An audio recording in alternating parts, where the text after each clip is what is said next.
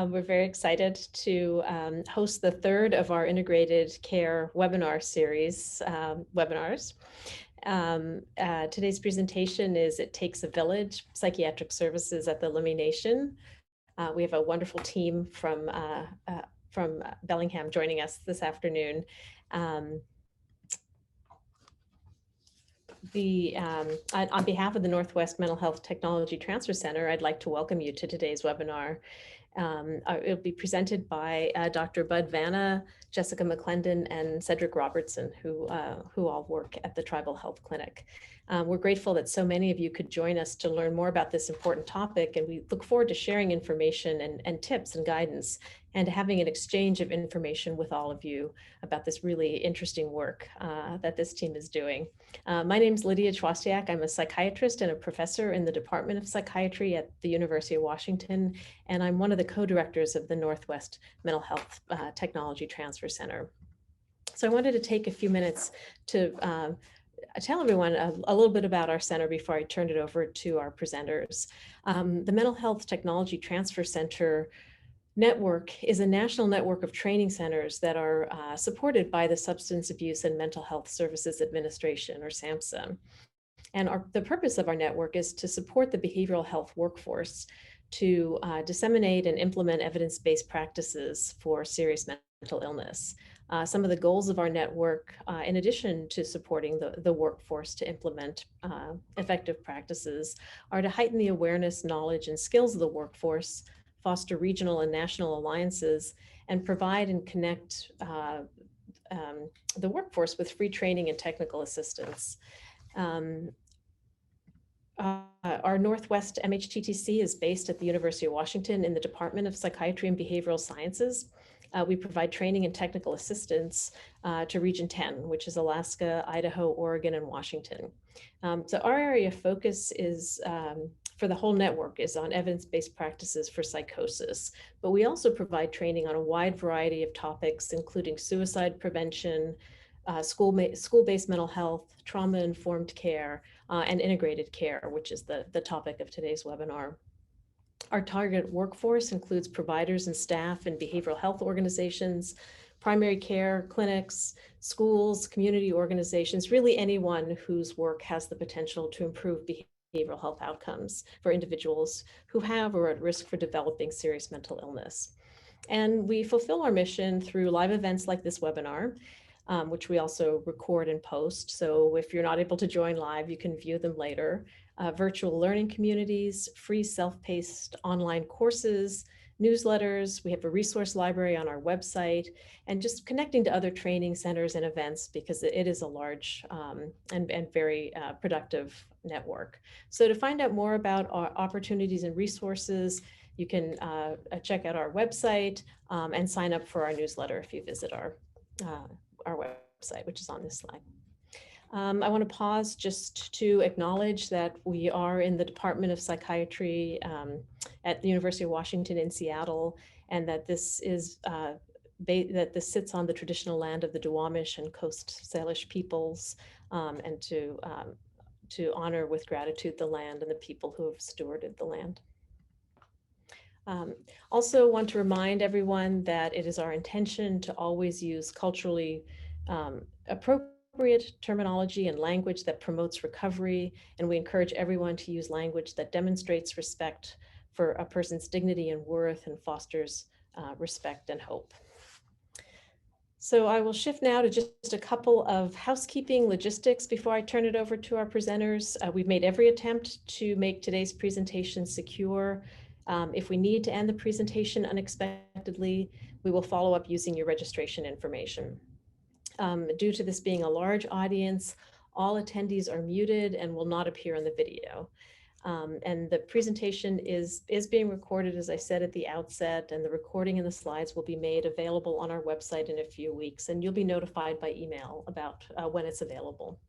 And you'll also receive an email within 2 weeks about how to access a certificate of attendance, but there will not be formal CEUs. We're leaving plenty of time for questions. It's a really interesting topic today, so we're asking you to hold questions and put them into the Q&A box. And so I'll be moderating the questions, and then at the end, our presenters will answer that, try to answer as many questions as they can. Please don't put your questions into the chat box. We really want them in the Q&A box so that we can see them and monitor them and add them to the Q&A session at the end. If it's a quick question or clarifying question, we can try to answer that right away. But most of the questions will be answered at the end. The chat box is for experiencing any technical issues. So if you chat a technical issue, then our MHTTC staff can assist you. We do ask that you will complete an evaluation form that we're required to distribute, required by SAMHSA to distribute. Your feedback is really critical to our work. It's a very short survey. We'll just take a few minutes at the end of the session. So our team will share the link in the chat box today and then send an email reminder by Zoom tomorrow. As I said, we're required by SAMHSA to conduct this survey, and it really helps us plan for future training activities and offer our free trainings. So acknowledging again that the MHTTC is funded by SAMHSA, but the content of today's presentation does not reflect any official position of SAMHSA or Health and Human Services. Okay, so I'm very happy to introduce our presenters today. We have three presenters. Bud Vanna is a pediatrician and adult and child psychiatrist who is practicing at the Lummi Tribal Health Center in Bellingham, Washington. And he is joined by his colleagues, Jessica McClendon, who is a certified medical assistant who works with him at the Tribal Health Clinic and has extensive experience working with youth and who have been living homeless or at other groups of high-risk youth. And they're joined by their colleague, Cedric Robertson, who is a peer recovery coach. So I will turn it over, let me stop sharing, and I will turn it over to the team from the Lummi Clinic. Great, thank you, Lydia. Good afternoon, everyone. I think it's probably afternoon for everyone now. I'm Bud Vanna, and really excited to get a chance to talk to you today with Jessica and Cedric. I'm gonna start sharing here. Oops, I'll figure out if I can start sharing. Let's see here, sharing my screen. Try to share that. Hopefully everyone can see what's being shared now. Okay, great. So again, good afternoon. Really excited to talk to you all.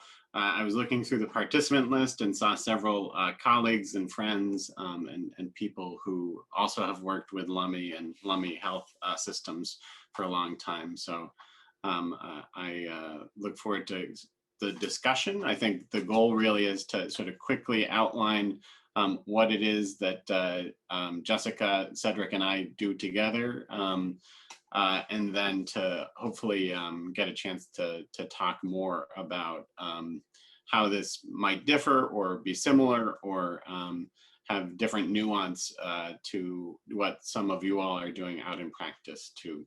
And so on the first slide here, you see a picture of a new clinic building that we're going to be building out here at Lummi in Bellingham. This is actually a picture of sort of like the social gathering area behind the clinic that we hope is going to be active and all built by 2022. So I'm just gonna start the presentation now. So the objectives really are to describe sort of what is sort of narrowly the Lummi Psychiatry program, as well as to sort of understand all of these opportunities and challenges that relate to collaboration, coordination, and integrated care within a tribal health center.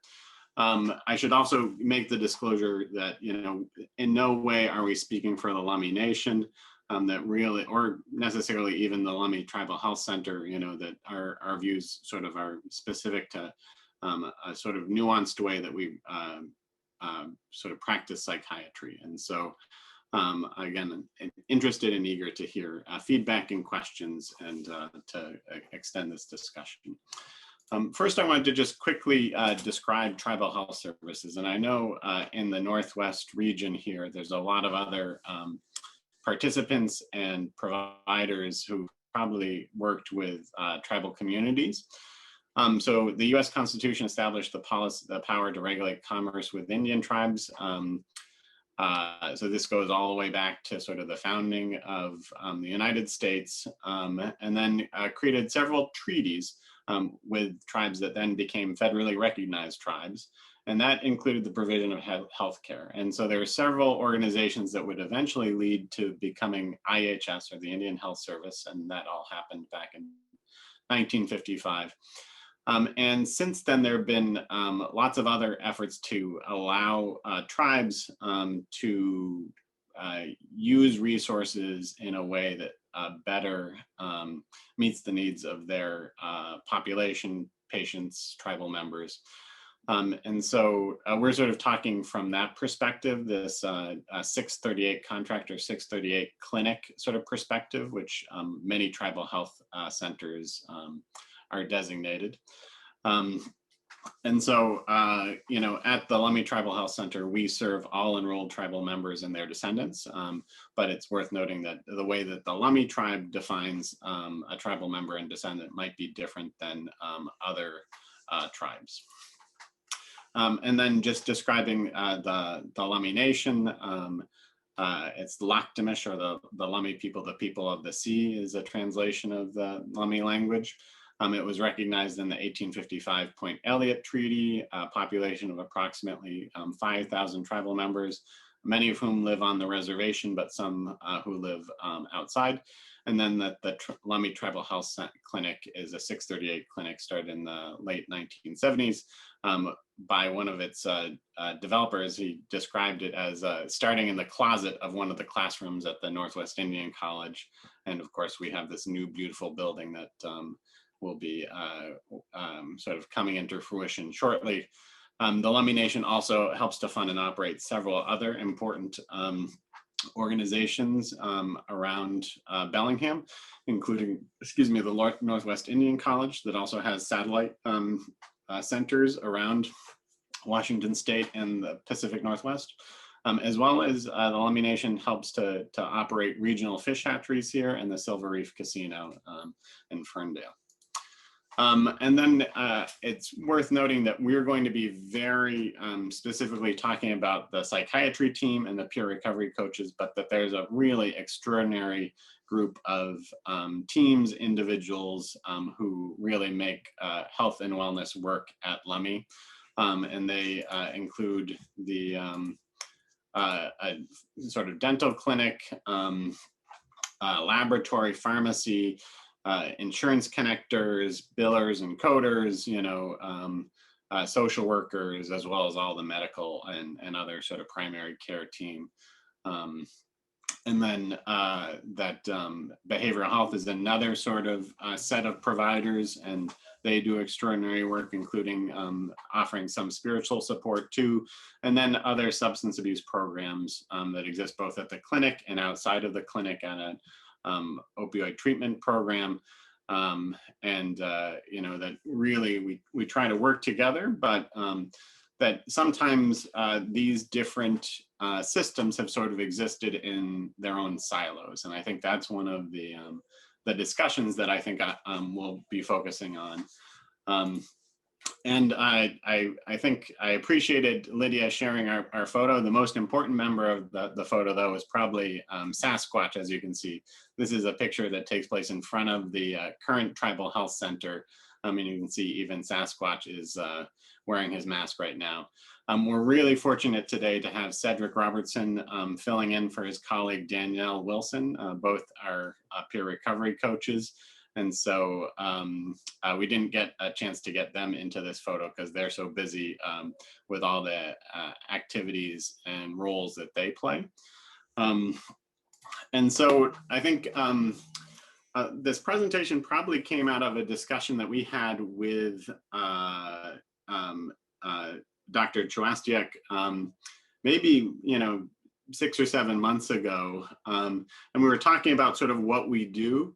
And in that discussion realized, boy, my job's sort of boring as a psychiatrist. And really, I think this is sort of one of the ways I think about integrated care is that, it really is a team approach, and the psychiatry part of the team or the psychiatrist part of the team is an important one, and helps to certainly provide good psychiatric care, oversight, understanding.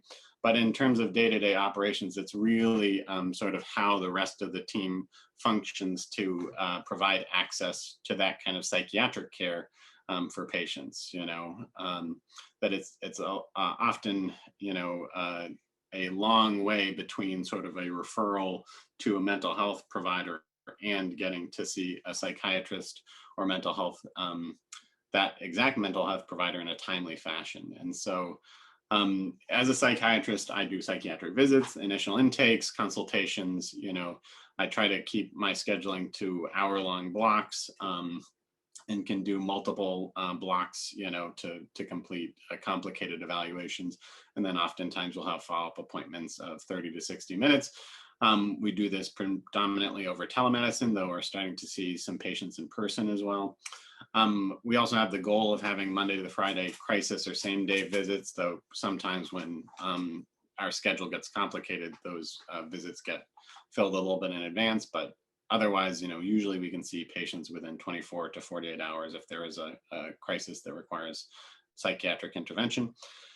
And we're trying to keep, the wait time down very short for initial intakes. And I think that is another way that I think of, our emphasis on access, especially to a population that hasn't had great access to psychiatric care in the past. I'll also occasionally do some general pediatric urgent care visits, while the pediatrician is away, and occasionally I'll lead some team meetings. But that's sort of my role. And then just thinking about sort of this framework and approach, I think from my training as a triple boarder, I sort of think about how we can complement and combine a lot of different models. As a pediatrician, I was very much trained in a medical model, where you have the clinic room, a nurse or MA does vital signs, you'll schedule appointments, you'll do prescriptions, you'll do refills, you'll do counseling in the visit. As compared to sort of a behavioral health model, scheduled appointments with a provider, you're in a comfortable room, there'll be formal treatment plans. And then, of course, there's the collaborative care model, which, isn't so scheduled, but involves sort of a dance card, as many people might call them, for what a behavioral health manager or psychiatric coordinator might do in terms of when he or she is calling, visiting patients in a room, working on the registry, administering measurement tools, and sort of working on that population health piece. And then there's the community health model or community mental health model, where really we're trying to provide access and meet patients where they're at, help to overcome the barriers they have to care and that their mental illness might be causing for them. And that frequently scheduled visits, might not necessarily work, especially with people who have those severe socioeconomic or social determinants of health needs. And so, I think when I arrived at Lummi, I really wanted to implement something that sort of was this combination of pieces that really emphasized care and access to care. As sort of I started doing this work, we were able to sort of expand the team and really bring on some extraordinary people to do that outreach. And among those people are definitely Jessica and Cedric and Danielle. So talking a little bit about Jessica's role, I'll hand the mic over to her and I'll advance the slides for her. Hello, everybody. My name is Jessica. So when I applied for a job at Lummi Tribal Health Clinic, I applied for a medical assistant role. That is my training. And this role definitely uses all of my training, but then much, much more than medical assistant training as well. My self-proclaimed title is Psychiatry Care Coordinator. We definitely use a integrated care model or an adaptation of integrated care here at the Lummi Clinic. However, we have a behavioral health team, so behavioral health care manager didn't really fit. And really my purpose, or how I envision my role, is to provide access, and specifically low barrier access, to patients that are requesting psychiatric care or are having other challenges in their lives. So while I may do, or why I definitely do medical assistant activities such as taking vital signs and rooming patients, giving shots, answering the phone, scheduling. I also see my role as somewhat of a case manager, if you will, for individuals that have serious mental illness. One of my biggest roles, and that has been instrumental to our success, I believe, is to have a psychiatry cell phone. Out here, there's often barriers to accessing technology. So being able to text message with patients has been very beneficial to appointment attendance. And today and age, most people, I feel like, are more comfortable sending a text message than calling their providers. And I was just mentioning to Dr. Budd how cool it would be to text my own doctor. So in addition to these things, I am based here in the clinic. I feel like that's probably where I'm most useful, to be here kind of on the ground coverage for any crises that may present, or other routine follow-up. I do the crisis management, coordinate services, and as Dr. Budd mentioned, there's numerous different services that are available both physically in the health center as well as in buildings surrounding the health center. Some things I may do are attend drug court staffing meetings, and maybe one of the requirements of that those court hearings is to attend a psychiatric evaluation. So I'm the point person for a lot of people. Also, sometimes clinic doctors will Zoom me into patient appointments and kind of go over some of patient needs, and I'll get to see the patient electronically and help do some problem solving or scheduling. Oftentimes our patients will present at the emergency department or at other community services. And again, just providing that low barrier access. How can we get you here? What appointments do you need? If you're in need of a medical appointment, can we do that on the same day that you're going to come here for a dental visit? So things like that are encompassing in my role. And I think another large part of my role, though I haven't been particularly attentive to it with all of our vaccination efforts, is to do telephone check-ins with patients after their psychiatry appointments. So Dr. Budd will also often order different assessments to be completed, or just check in to see about how medication changes have been effective or ineffective.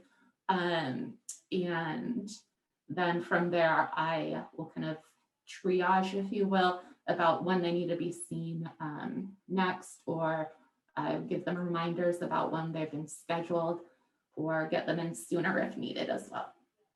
So with that, I believe Cedric is next, and he's our peer recovery coach. Oh, Sorry, And Mrs. probably, Bud. you know, yeah, to echo sort of a lot of what Jessica's saying, you know, I think we know that there are lots of barriers for patients to make it to their appointments, you know, you know, transportation, you know, communication like cell phones and cell phone minutes. And then things like death in a family can often, you know, lead to patients not being able to make their appointments when scheduled. And so we really try to line up as many of those things as possible. I think in hospitals, sometimes they call them like, you know, visit navigators when you're going to like the big, you know, tertiary care hospital and you're trying to get many different specialists sort of lined up. You know, I think Jessica and Cedric and Danielle do a great job, you know, of helping to line up all these needs, you know, sort of in one foul swoop, you know, so the dental visit next to the time when the patient needs to come in for labs, you know, or public health screenings for COVID testing, vaccinations, or other help with WIC or social work. And so I think, you know, the nice thing is that we have all these services, you know, pretty much under one roof, you know, and we can say that we can get people in to do that again in the sense that we are seeing some patients in person again. You know, it certainly was a little bit more difficult with COVID, you know, sort of interrupting sort of the ability to come into the clinic. I think the clinic building really has a community feel to it, and you know, you'll have people catching up and with relatives and friends in the waiting room, you know, and sort of some patients who just sort of like to hang out and see their friends in the clinic. And so that's been missing a little bit in COVID, but I think that the spirit, you know, continues, and certainly that ability to take care of a lot of different needs in one visit or in one particular place, you know, is nice, and hopefully we'll be coming back as patients are vaccinated and as the pandemic abates somewhat. To that other sense of, you know, these screening and things that we try to do to really capture all the patient's needs that are not only medical, you know. The clinic developed this screening tool called, that we call the Wellness Wheel. It's a really exciting tool that, you know, is a better measure, and it seems more culturally appropriate measure of functioning for patients and families as compared to, say, like the WHODAS or another one of these standardized screening tools. So we really like to try to use this to sort of frame some of the visits. It's been difficult to implement during the pandemic, sort of because of the way that our EMR functions and the way that, you know, we try to do things over Zoom. But occasionally when there seems to be really complex needs for a patient, I'll sort of screen share this wellness wheel during, you know, Zoom visits, and we'll sort of talk through, you know, what are the needs that the patient or their family might have right now, and how can we meet some of those needs, or else help get them on the right track to sort of fit some of those needs. But I stole some of Jessica's thunder in introducing Cedric. And unfortunately, Cedric is a busy guy, and he'll have to be leaving in about 15 minutes. We really appreciate him filling in for his colleague, Danielle, who had another conflict. But Cedric and Danielle's role has been really important to us, you know, both before the pandemic, but also during the pandemic, in their ability to reach some of the patients who are most needy, who have co-occurring disorders, you know, or dual diagnosis, and need sort of additional support and really timely help. And so I'll sort of describe, you know, this slide, and then make sure that Cedric gets a chance to sort of, you know, fill in any of the gaps. You know, so Cedric and Daniel are both trained as certified peer counselors. You know, their role is labeled a peer recovery coach in our program because they work specifically with anyone who's had a past substance use problem or current substance use problem. And so they will do things like transport patients to detox or residential care. They'll do additional check-ins with patients. They'll use sort of non-traditional forms of communication to sort of reach out to them, like social media or other things. And then both Cedric and Danielle have been able to, work with our patients who are in jail or in the hospital in a way that, us as providers, who have a clinic schedule can't always sort of accommodate, that kind of outreach. And then both Danielle and Cedric, I can count many times when they've really helped us when a patient is in active crisis and, around in the community, they've been able to sort of safely try to support patients when they are in crisis in the community and help get them to the right level of care. And then along with that, we have several patients who've had really bad experiences in our local hospital emergency rooms. And Cedric and Danielle have, really gone out of their way and spent the time waiting for patients to get evaluated so that they can have their substance use or mental health needs appropriately met. And there are other, members of the health team who help with this too. But I think for our experience, in the outreach that we've been doing, especially during coronavirus pandemic, Cedric and Danielle have really been instrumental in some of these ways. And then, I think we talked about sort of non-traditional communication forms. A lot of our patients, run out of minutes on their cell phone, don't have reliable internet, but can do things like check Facebook Messenger or other sort of online things. And so Cedric and Danielle are able to sort of connect with them. They can sort of really connect on that lived experience, sort of level 2 and community level that I think, full disclosure, Jessica and I are not tribal. We haven't grown up on the reservation. And I think, Danielle and Cedric have experience that really cuts through some of the barriers that exist for us. And then, I think they've been really helpful for some of the harm reduction approaches that we are trying to use at the clinic, and then really getting patients where they need to go, where they are. And, I think the number of times that Cedric and Danielle have found patients who, we, for better or for worse, don't know where they are or they're homeless, they really have connections with patients that where the patients trust them, and that gives us an entry into hopefully providing good care for them when they're ready for it. Are there other things that you wanted to add, Cedric, too, about some of these pieces? Well, no, Dr. Bud, you actually nipped it in the bud, pretty much, so it's not more like just basically, just like the vehicle to help people stay in recovery or, help get services. And, of course, the person got to meet us halfway. We can't do the recovery for them. We're just the gas for the vehicle, but if the vehicle has no engine, it won't drive, right? So, but we're willing to do whatever it'll take to get the individual the help they need, and willing to do whatever it takes to keep them on.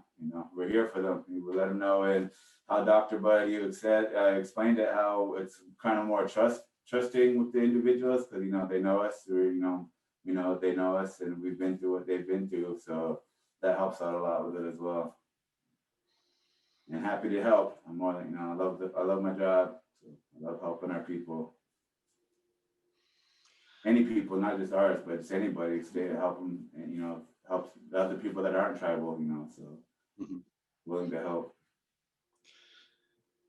Yeah, so as you can hear, we're very lucky to have Cedric and Danielle, as a part of the team. They definitely can help us, reach patients who have a difficult time accessing care. And, I think it comes back to this idea that, we want to provide the access where the patient is and where they're ready to meet us, halfway. As Cedric is saying, there's a lot of patients who have really significant substance use problems and mental health problems, within the Lummi community, but certainly outside. I'm sure that everyone can sort of relate to how the pandemic has really tested the safety nets that exist for these patients who are most needy. I think Jessica and I feel better that, you know, we have allies and team members like Cedric and Danielle, who we know the message can get to some of these patients who we have a difficult time reaching otherwise, you know. And so again, when they're ready, you know, Cedric and Danielle will sort of get them into the office, you know, get them onto Zoom, and we're able to sort of help. And I think Cedric and Danielle, you know, definitely represent a spirit of the rest of the Lummi community too, that is really wanting to help their community thrive and get healthy. And so we've been very fortunate to be part of that team. So just thinking about the pandemic again too, you know, the psychiatry team, you know, sort of had a few different offices. You know, we were integrated, but also co-located in the medical clinic, the Lummi Nation School, which is a K through 12 tribal school on the Lummi Nation reservation. It serves about 400 students nowadays. We also were sort of co-located at Lummi Care, which is the chemical dependency and opioid treatment program. We also had an office in behavioral health. You know, I will joke that Jessica and I were pretty much on the road every day of the week. You know, we had a rolling suitcase and, you know, really sort of had blood pressure cuff will travel. And of course, you know, that involved sometimes trying to track down patients. We were able to sort of work with a location on the reservation called Eagle Haven, which provided some low barrier trailing housing or trailer housing. And then, you know, we worked with Cedric and Danielle to try to track down and work with high risk patients in different locations. When the pandemic hit, that changed. And so we did a lot more telepsychiatry, telephone visits, tele-check-ins, used Zoom and Microsoft Teams for coordination, had a lot of meetings initially, you know, as we're trying to figure out how to support patients with these really high needs. Occasionally, if we had to meet with a patient in person, we'd meet with them outside in a tent or in the garden when the weather was nice. And then, you know, it became difficult to figure out how to help patients who were high risk or there were community concerns about. It's really exciting now to talk about, you know, how many patients I'm getting to see in person again who've been vaccinated and for whom we can start to use sort of, you know, not as much PPE. Again, the Tribal Health Clinic has been very fortunate and thinking, you know, to get as much resources and to use sort of all the techniques to keep everyone healthy. The clinic has been a very sort of safe from coronavirus place to be, despite the fact that we've been trying to practice in nearly the same way to be able to see patients in person. We've been able to create a whole new sort of COVID safe wing that has appropriate ventilation and the ability to cycle through rooms, you know, so we're still able to see patients in person, especially for medical reasons.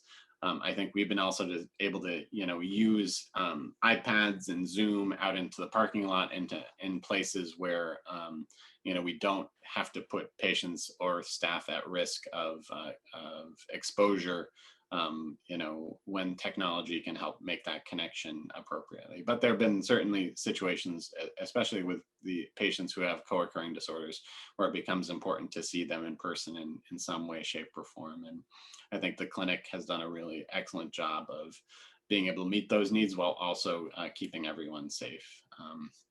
And so that's been exciting to be a part of, and exciting to see how we're sort of slowly but surely getting back to normal. There are lots of sort of problems and opportunities, I think, that exist within our system. And so A lot of them, relate to sort of how the reservation really is sovereign tribal land, and has different rules than the state, the county, and the city, and that's important for a lot of historical reasons, and I think allows us to provide care in a very particular way. It also just means that sometimes the systems sort of interact in a way that doesn't allow for the best integration. And then sometimes, things like the words integrated care even become sort of negatively charged in terms of discussion, and concerns arise that sometimes integrated care might not necessarily be culturally appropriate or culturally competent or fit for the tribal community. I think we've been trying to, again, be more coordinated and collaborative, but coordination and collaboration, needs to be balanced with privacy, and needs to be balanced with the needs for autonomy and sort of trust, as I think Cedric made the really important point that we really have to earn the trust and sort of try to make the systems work best together, while also not violating important privacy, especially when there are lots of different family members who are employed in a lot of these programs. And like, probably most of your communities, financial resources and patients who lack financial resources, trouble with housing or jobs, struggle, and it's difficult to help them pull out of some of those challenges, just because there's not a lot of availability for low barrier housing or low barrier jobs, in some cases right now. Criminal justice issues become interesting, trauma we'll talk about in just a moment, DINCAs, or when patients do not keep appointments. I think all patients who receive care at the Tribal Health Center are entitled to that care. So it's not as if they get, kicked out of the clinic, which I think is a really important message. But help them care when they can't keep appointments, becomes tricky, and how to balance, making appointments available for patients, if they've been not keeping appointments, becomes a challenge, and figuring out the best way. And I think, again, that's why we're so grateful for Cedric and Danielle, and certainly Jessica's work too, to sort of figure out how to get patients seen when they need to get seen. As I mentioned before, families and privacy, become really challenging too. There are a lot of very large families around Lummi, and family members who have different roles in these different medical teams, as well as behavioral health teams. And so helping to make sure that people's privacy is respected is really important, to be mindful of. The sort of exciting news is that we will be getting a new electronic medical record. We're going to be going to Epic soon, which should allow for more collaboration, more sort of privacy protections, more connection in a sort of modern medical record kind of way. We've been using something called RPMS for a long time, and it definitely makes some of this coordination and communication more difficult. I mentioned briefly, intergenerational trauma and substance use. It would really be problematic not to mention how, in the tribal communities, these things are connected. That there were lots of family disruptions due to the boarding home movement that happened both in Canada and the United States, which was sort of the original family separation, that we talk about on the border now. The children in boarding schools were not able to speak their native language or observe cultural practices, and that there were certainly significant reports of corporal punishment, sexual abuse that happened in these settings. And we know, even without thinking about this historically, that patients who experience those kinds of things are at higher risk of substance use, abuse, and other mental illness. And so keeping that in mind in terms of how we try to provide this access, how we try to understand when patients have various needs, just becomes important. And I would be remiss if I didn't mention that. I also, mentioned briefly about sort of the philosophy and community earlier. We're really fortunate at the Lummi Tribal Center to have access to a pretty regular supply, though slightly unpredictable supply of coronavirus vaccines. And so the tribe has made the decision to share that with the community. We've been able to vaccinate the local school district, as well as several contractors and people who are important to the community and surrounding community. I didn't get to put Cedric on this slide, but both he and Jessica and Danielle have all worked these mass vaccination events, including a few where we've vaccinated, 1,000 people in one day. It really has been an all hands on deck approach, which I think, again, reflects sort of the community perspective that the tribe really has. So I think we're, I'm very proud of the work that the Tribal Health Center has done on the behalf of the tribe and the tribe's willingness to share its resources. And so this is a picture of Lawrence Solomon, who's the chairman of the Lummi Nation. And this is just a quick op-ed from the Bellingham Herald. And I really encourage people who are interested to Google it. I think it's a pretty powerful statement about the commitment that Lummi feels to help the surrounding community. Some resources, one in particular, one that I'd like to point out down below is A Gathering of Wisdom, which is a book put together by the Swinomish Mental Health Project. Swinomish, or Swin, is a tribe down near Anacortes, and they did a pretty extensive job in the 80s and 90s putting together suggestions about sort of Coast Salish and tribal mental health in general. Some of it is a little dated, different epidemics of drug use, but a lot of the suggestions and background is really important and sort of interesting that it was written so long ago, but still feels so applicable today. And then there is a YouTube video as well that's entitled What Non-Tribal Providers Need to Know About Tribal Health. That YouTube link is really good too, put together by Washington AHEC and other partners. And then more information about peer recovery coaches or certified peer counselors. It sounds like many of the organizations represented in this talk already have access to some of those providers. So with that, really, thanks for joining us, and hopefully there's enough time to go through some questions. I look forward to the discussion. Great, thanks for a wonderful presentation. We will turn now to questions, just also noting just for our audience that the link for the evaluation survey is in the chat. So as we're going through Q&A, why don't you go and take a few minutes at the end to answer this survey. We had a couple of questions.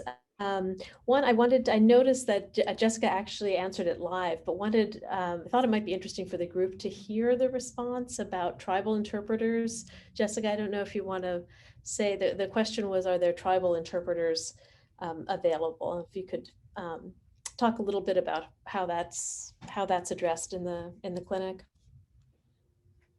Oh, I was actually referring to Cedric on this, so this is his answer. Unfortunately, he had to leave. Oh, okay. But he was sharing that unlike some tribal communities, for most Lummi households,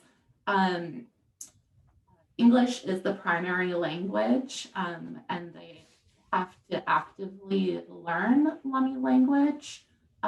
Some households are fluent, though interpretation is not usually needed. Mm-hmm. Great. We're hoping that will be a problem eventually. The Lummi language is being taught in the preschool here, early learning program, and then also available at the local high school and the tribal school. So I think we're the language, I think sort of as a result of boarding school and other politics was definitely not as actively being shared. And I think there's been a really powerful and impressive movement to sort of redevelop the language and some of those cultural aspects. So I'm sorry that Jessica and I, the non-tribal people, are representing that answer, but I've been really impressed by the efforts. Great. And thank you for the resources that you had on your final slide. That's very helpful for us. We'll be sure to disseminate those. A couple of other questions. One is specifically about some of the challenges in mental health for this community in terms of adherence with treatment. I mean, you talked a little bit about the barriers and how both Jessica and in particular the recovery coaches address those. You have comments about the kind of the main barriers? Their challenges. I think that I'm sorry again that Cedric was pinch hitting for us, and I would love to hear his answer to this question too. But I think the barriers seem to be, one of sort of access to safe housing, access to, sort of jobs, that patients can sort of continue to make a living wage through. And then, the challenge of trauma, that there's just been a lot of intergenerational trauma that I think drives some of these patterns of use and sort of negative coping. And then, a sort of paucity of multiple levels of care to help patients, get into recovery. And so I think the clinic and the opioid treatment program, have been working really hard to try to create any on-ramps to recovery as possible. I think Cedric and Danielle's work is another potential on-ramp, or at least connector to on-ramps, but it becomes really challenging for a lot of people, who suffer from both the mental illness and the substance use. And I think the patients who we see who really struggle most with their substance use, do have co-occurring mental health disorders. And the treatment options, intensive treatment options for those are pretty limited. I think we've been able to work with some community partners and have seen patients who are really engaged and motivated to get into treatment really flourish, under those programs, working with community mental health centers and sort of the places that have those levels of care. But it requires very specialized care that sometimes is difficult. Mm-hmm. Well, related to this, it's an interesting question about one of our audience members that actually found stigma attached to using the term mental health and changed language to being attitude behavior coach in order to help those who are seeking counsel see it as help rather than punishment. And wondering, sort of if thinking about Jessica's role or Cedric's role, whether you've also found that language is important and whether it's more engaging to frame it kind of in a more hopeful, positive way. I think so. And I think that is one of the things that we've been mindful of too. I think as opposed to just thinking about trauma, also thinking about resilience, not just thinking about mental health, but wellness too. And so I think Jessica and I sort of try to do that, as much as we can, because I think there's a lot of patients who benefit as much from the medications I can provide as from a good, solid exercise or wellness plan, and so I think that's the other thing that maybe we weren't able to express as clearly is how much we are also trying to connect to cultural and other resources that patients find are really helpful to their wellness. And I think that's another role that Cedric and Danielle can help, as being sort of more connected in some ways to those resources as well. I think we're very fortunate. I think I saw some names on the participant list who also are really engaged in, wellness practices here at Lummi too. And we benefit from partnership with them, including a resilience committee that started up during the pandemic that's really working on trying to enhance resilience for the youth and for families around Lummi. One of the other things that I wanted to, I know we're sort of running low on time, but I wanted to also pivot to this beautiful picture of the new clinic. One of the parts of the new clinic is that there will be a single entry into behavioral health services, pediatric services, and medical services. So a lot of studies have found that that has reduced stigma, that people are walking through one door so that you don't know if you're going to the mental health counselor or to, get your toenails, clipped or something like that. And so the hope really is, through a physical space, through the practices that we're engaging in to really meet patients where they're at, in terms of their, again, turning down stigma and doing what we can to enhance that positive aspect, the wellness, the resilience.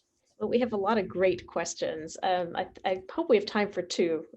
So let me ask you first about traditional healing, working, kind of presence in the clinic. And then there's another question about suicide prevention efforts and collaboration, but just kind of the role for traditional healing, either within the set of clinics or outside of the clinic.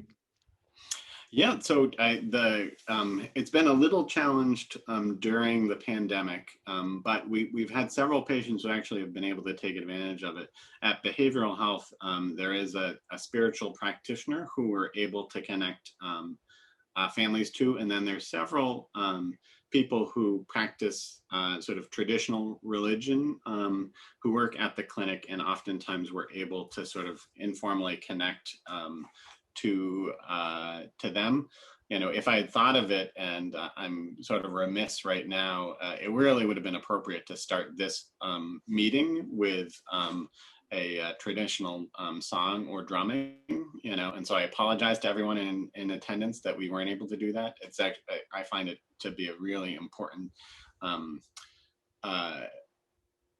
really just important. I think really important to sort of set the frame for a lot of these group meetings when we're thinking about wellness and thinking about the community. And so so that's one piece, is that there are people who both formally, in terms of like a referral, but informally we can sort of connect patients to. And then I really appreciated the other questions that are here. We work very closely with Lummi Vocational Rehab, as well as several other tribal rehabs, but most closely with Lummi Vocational Rehab, because, connecting people to activities and those resources to sort of move forward with their life is so important. So I think it's really nice because in our little referral sort of button, I can refer directly to vocational rehab. And I might have mentioned that was one of the best parts of my training that I experienced at the VA, is that I could refer patients to services that really would directly address their social determinants of health. And so I get to push the button, but really it's Jessica who's helping to make the connection, and oftentimes Cedric or Danielle for patients who either need transportation or other things to get to Voc Rehab. It's a really great service that I think we're really fortunate to have, for our community and for other, tribes and Alaska Natives, other American Indians. That really, I think, is, it makes me feel like, even if I'm not prescribing a medication, that I've done my job, as a psychiatrist, to connect to these kinds of resources. Well, we want to thank you again for a wonderful presentation and for it's very interesting and innovative work that you all are doing in the Lummi Tribal Health Center. And I think it's particularly interesting to the MHTTC to think about the workforce and these really creative roles of sort of expanding, the medical assistant role, and also expanding the peer recovery coach. So really wanting to think some more about that. And there's a couple of comments, a couple of questions related to what's going on in Alaska, what's going on in Montana. So definitely things for us to think about in terms of workforce development. So just wanted to thank you three again for joining us today, and a wonderful presentation, and remind everyone that the slides will be available. They'll be on our website probably in about 2 weeks, and we'll send an email letting you know when they're there. Please fill out the evaluation. Your feedback is really important to us. And we'll look forward to seeing you next time on another MHTTC event. Thank you everyone for joining. Thank you all.